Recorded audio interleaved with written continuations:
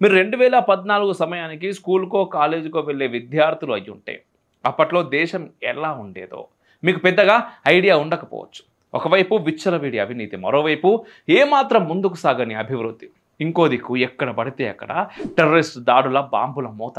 అవును, మోదీ వచ్చాక గత దశాబ్దంలో పెరిగి పెద్దవుతున్న యువతకి, కొందరు బుర్ర పెరగని అంకుల్స్ అండ్ ఆంటీస్‌కి రాహుల్ గాంధీ రోజురోజుకి గ్లామరస్‌గా కనిపిస్తుండవచ్చు. అందుకే గత ఎన్నికల్లో ఆయన పార్టీకి 99 సీట్లు ఇచ్చారు. అటువంటి దేశం అంటే లెక్కలేని, ధర్మం అంటే ఏందో కూడా తెలియని బాధ్యత రహితమైన ఓటర్ల కోసం మనం కొన్ని నగ్న సత్యాలు చెప్పుకోవాలి. ఎంతటి నగ్న సత్యాలంటే యూపీఏ ప్రభుత్వపు బట్టలుడదీసి నిలబెట్టేవి.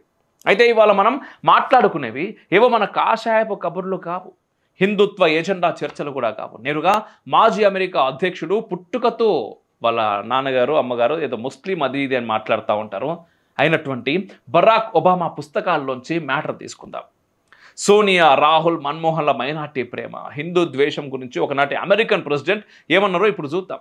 మోదీ వచ్చినాక చాలామంది ఇంటర్నల్ సెక్యూరిటీని టేకెన్ ఫర్ గ్రాంటెడ్ తీసుకుంటున్నారు. మీ రాష్ట్రంలో, మీ జిల్లాలో, మీ నగరంలో, మీ ఇంటికి దగ్గరలో బాంబులు పెళ్ళడం లేదు కాబట్టి ఇదంతా మామూలే అని అనుకుంటున్నారు కూడా.